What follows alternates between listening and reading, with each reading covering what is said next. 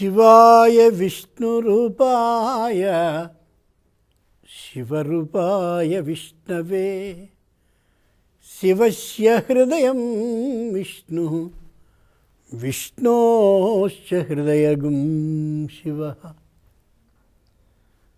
ఈవేళ కార్తీక శుద్ధ ద్వితీయ అంటే రెండవ రోజు. ఈ రోజును భగినీ హస్త భోజనం. భగిని అంటే ఏ తల్లి యొక్క ఈ ఉదరం అనేటటువంటి గూడుందో ఆ గూటిలోంచి పుట్టినటువంటి అంటే తోడ పుట్టిన అక్క ఎవరైతే ఉందో ఆ అక్క ఇంటికి తమ్ముడు కానీ లేక ఏ చెల్లెలు అదే తోడ పుట్టువుగా ఆ గూట్లోంచే వచ్చి తనకి సంబంధం ఉండి పుట్టిందో ఆ చెల్లెలింటికి కానీ ఈ అన్న కానీ ఆ తమ్ముడు అయినటువంటి తాను కానీ వెళ్ళాలి. భగినీ హస్త భోజనం.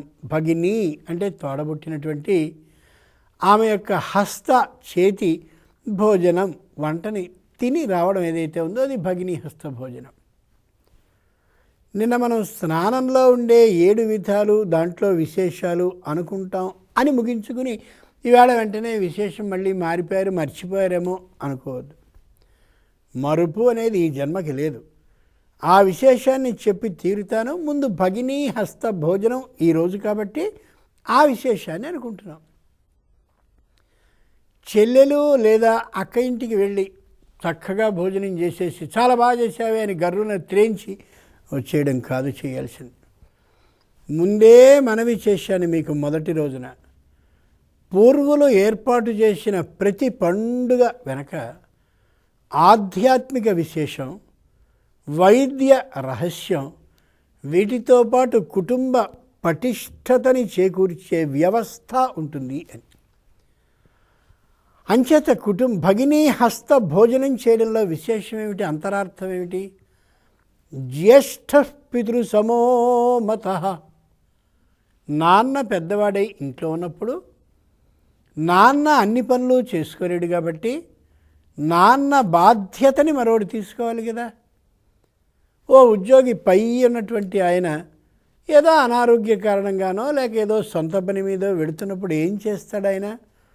తన కిందివాడైన ఉద్యోగిని పిలిచి, ఇదిగోనయ్యా నీకు నా బాధ్యతని ఇన్ని రోజుల పాటు నేను సెలవు మీద వెడుతున్నాను కాబట్టి నీకు ఇస్తున్నాను అంటాడా అనడా? అలాగే పెద్దవాడైనటువంటి నాన్న ఈ పిల్లవాడిని పిలిచి, నువ్వు ఓసారి అక్క లేదా చెల్లెలి ఇంటి యొక్క బాగోగుల్ని చూసిరా అని చెప్తాడు. ఆ చెప్పి రావడం ఏదైతే ఉందో ఆ తండ్రి చెప్పిన మాట పూర్తిగా పాటించవలసిన బాధ్యత, ధర్మము, హక్కు ఉన్నవాడు పితృసమో జ్యేష్ఠ ఇంట్లో పెద్దవాడికి ఉంటుంది.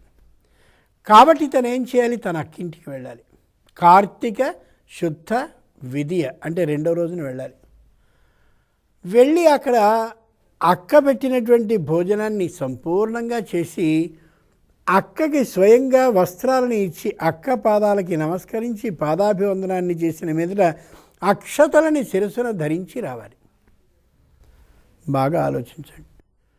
అబ్బాయి మా అక్క ఎక్కడో ఢిల్లీలో ఉంటుందండి, మేము ఎక్కడో ఇక్కడ ఉంటామండి, అంత దూరం ఏం పోగలమండి, మాకు ఎలా కుదురుతుందండి? ఇదండి కుటుంబ పటిష్టతని చేకూర్చే వ్యవస్థని ఏర్పాటు చేశారు ప్రాచీనులు.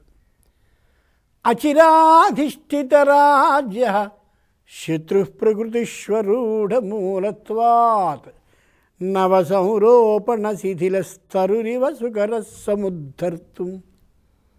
మహానుభావుడు మాళవికాగ్నిమిత్రం అనేటటువంటి పేరు కలిగిన ఆ నాటకంలో రాశాడు కాళిదాసు శ్లోకాన్ని. లోకంలో ఎక్కడైనా సరే ఆ శ్లోకపు పోలికతో నిధానాన్ని మనవి చేస్తున్నాను.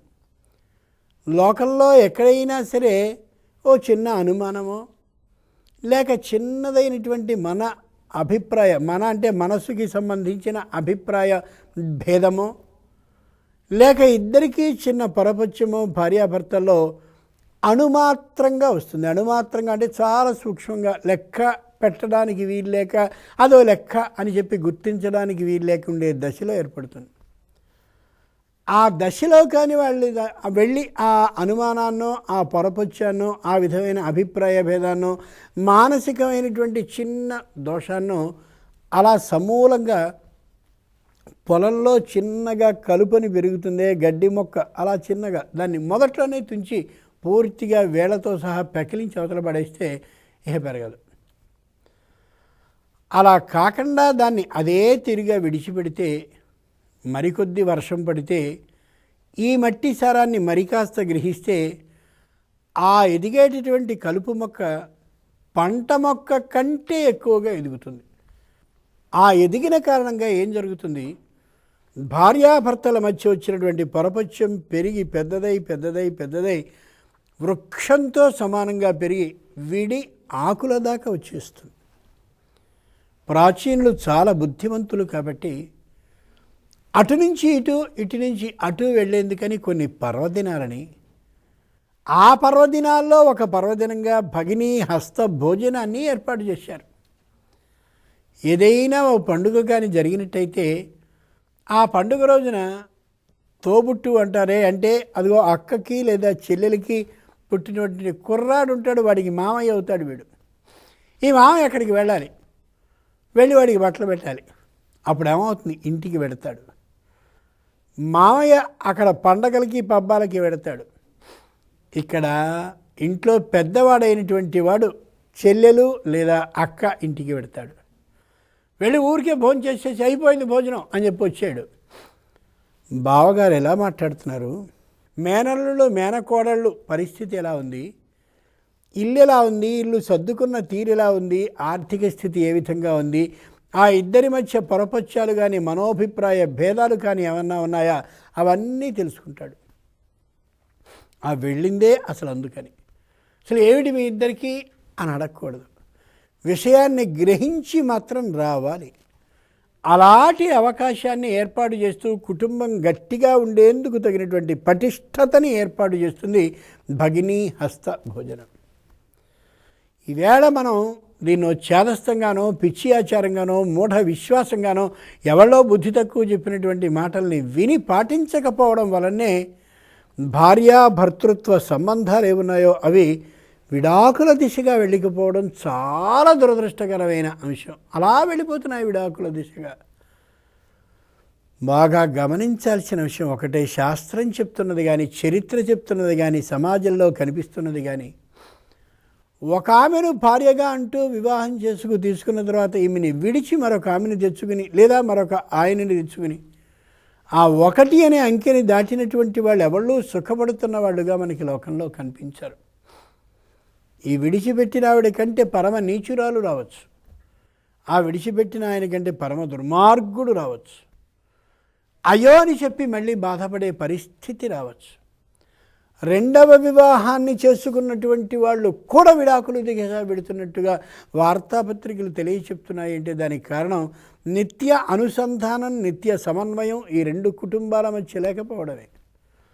ఇంత దూరం ఆలోచించారు కాబట్టే ప్రాచీనులు కార్తీక శుద్ధ ద్వితీయని భగినీ హస్తభోజన దివసంగా చెప్తూ నీ అక్క ఇంటికి కానీ చెల్లెలింటికి కానీ వెళ్ళరా, వెళ్ళి అక్కడ వాళ్ళ పరిస్థితి ఎలా ఉందో గమనించి నీ తల్లిదండ్రులకి తెలియచేయి, ఏకాంతంగా రహస్యంగా చెప్పు అన్నాడు. అబ్బో నాకు 3 అక్కలండి, 2 చెల్లెళ్ళు, ఒక్కడనే కదా నేను, ఏం వెళ్ళాలి అంతంత దూరం కాదు. కార్తీక శుద్ధ ద్వితీయ దగ్గర నుంచి రోజుకొక్కొక్కళ్ళ ఇంటికి చొప్పున వెళ్ళవలసిన బాధ్యతను పెట్టింది. ఎంత గొప్ప మాటో చూడండి. వెళ్ళి వరుసగా చూసుకుంటూ రావాలి. అలా ఉన్నప్పుడు కుటుంబ సంబంధం దెబ్బ తినదు, దూరం అయిపోరు. ఎందుకు ఈ మాట మనవి చేస్తున్నానంటే, కార్తీక శుద్ధ ద్వితీయ అంటే విధియ నాడు భగినీ హస్త భోజనం అనేటటువంటి ఈ పేరు పెట్టుకుని అక్క లేదా చెల్లెలి ఇంటికి వెళ్ళి పరిస్థితిని గమనించి, తండ్రి కానీ తల్లి కానీ లేకపోయినట్టయితే తానే పెద్దవాడు కాబట్టి తానే కుటుంబ బాధ్యతని స్వీకరించినటువంటి వాడు, స్వీకరించగలిగిన హక్కు ఉన్నవాడు కాబట్టి ఇది కాదు అని తనకి తానైనా ఏకాంతంగా పిలిచి ఆ ఇద్దరిని ఒక్కొక్కరిని మాత్రమే పిలిచి చెప్పవలసిన ధర్మం ఉందని చెప్తోంది ధర్మశాస్త్రం. అందుకోసం కుటుంబ పటిష్టత కోసం ఏర్పాటు చేయబడ్డ రోజు కార్తీక శుద్ధ ద్వితీయ.